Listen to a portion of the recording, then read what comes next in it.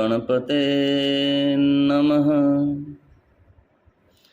या देवी सर्वभूतेषु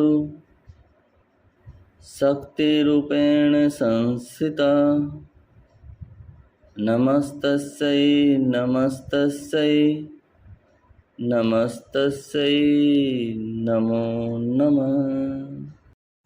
अथ कीलक स्तोत्रम। महर्षि श्री मार्कंडेय जी बोले, निर्मल ज्ञान रूपी शरीर धारण करने वाले, देवत्रयी रूप दिव्य 3 नेत्र वाले, जो कल्याण प्राप्ति के हेतु है तथा अपने मस्तक पर अर्धचंद्र धारण करने वाले, उन भगवान शंकर को नमस्कार है।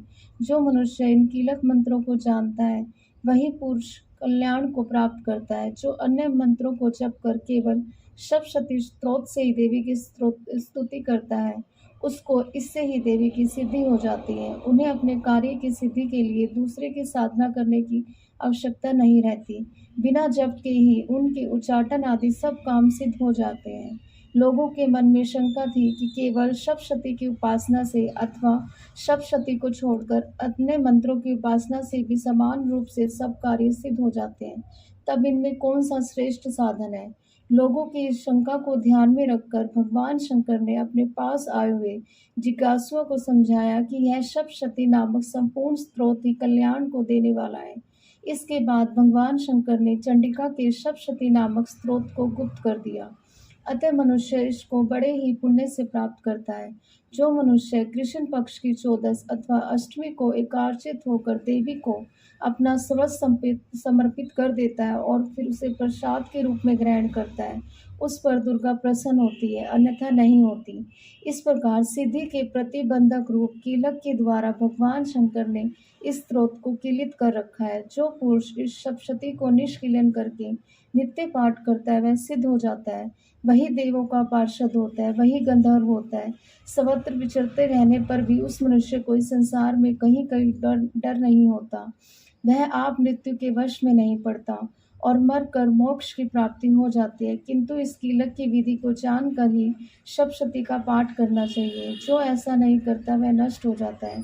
कीलन और निष्कीलन संबंधी जानकारी के बाद ही यह स्त्रोत निर्दोष होता है और विद्वान पुरुष इस निर्दोष स्त्रोत का ही पाठ आरंभ करते हैं। स्त्रियों में जो कुछ सौभाग्य आदि दिखाई देता है वह सब इस पाठ की ही कृपा है। इसलिए इस कल्याणकारी स्त्रोत का सदा पाठ करना चाहिए। इस स्त्रोत का धीरे धीरे पाठ करने से भी सर्वलभ फल की प्राप्ति होती है। इसलिए उच्च स्वर से ही इसका पाठ आरंभ करना चाहिए। जिस देवी के प्रसाद से ऐश्वर्य, सौभाग्य, आरोग्य, संपत्ति, शत्रुनाश तथा ब्रह्म मोक्ष की प्राप्ति होती है, उस देवी की स्तुति इस मनुष्य को अवश्य करनी चाहिए। इति कीलक स्तोत्र समाप्ति।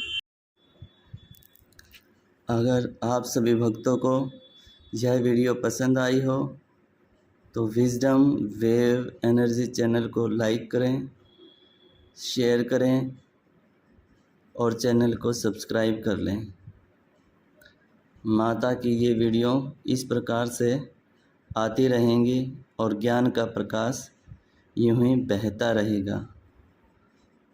और दूसरी वीडियो के लिंक जो नवरात्रि से संबंधित हैं, डिस्क्रिप्शन में सभी को उसका लिंक मिल जाएगा, वहाँ से आप देख सकते हैं।